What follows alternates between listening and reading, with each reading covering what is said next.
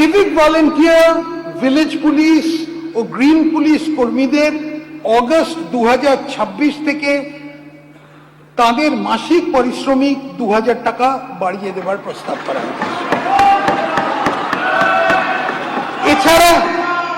এছাড়া হোমগার্ড ও এনভিএফ কর্মীদের মাসিক পারিশ্রমিক 2000 টাকা বৃদ্ধি করা হচ্ছে।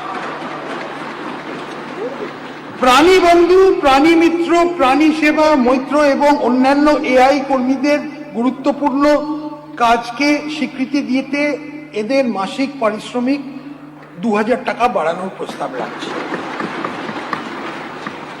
Village resource persons, vector control team, vector surveillance team এদের দৈনিক পরিশ্রমে বর্তমান হার যথা 200 টাকা ও 175 টাকার উপরে আরো 100 টাকা বৃদ্ধি করা হবে। অবসরপ্রাপ্ত সাংবাদিকের পেনশন মাসে 5000 টাকা দেয়া হবে। যে সমস্ত ব্যক্তি কারাবাস ভোগ করেছেন তাদের মাসে 10,000, জরুরি অবস্থাটা এটা বেশিটাই, তাদের মাসে 10,000 টাকা পেনশন দেয়া হবে। রাজনৈতিক বিশ্বাসের জন্য মিথ্যা ও ভিত্তিহীন মামলার শিকার হয়েছেন তাদের সংগ্রামী ভাতা দেয়া হবে।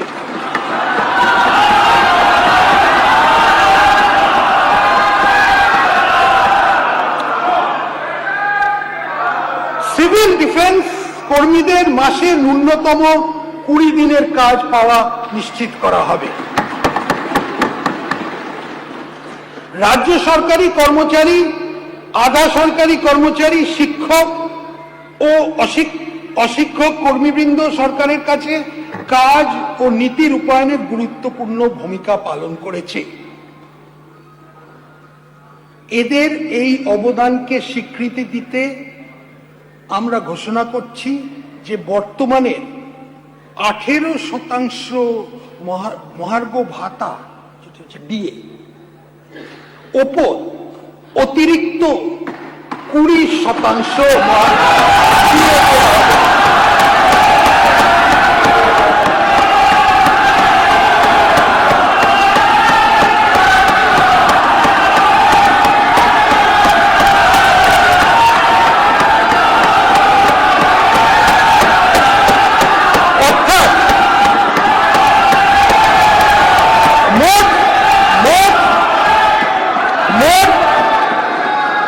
মোট ডিএ হার হবে 38%। পেনশন প্রাপ্যরা অতিরিক্ত 20% ডিএনএস রিলিফ পাবেন। এই ডিএনএস রিলিফের বৃদ্ধি 1 অক্টোবর 2026 থেকে কার্যকরী হবে।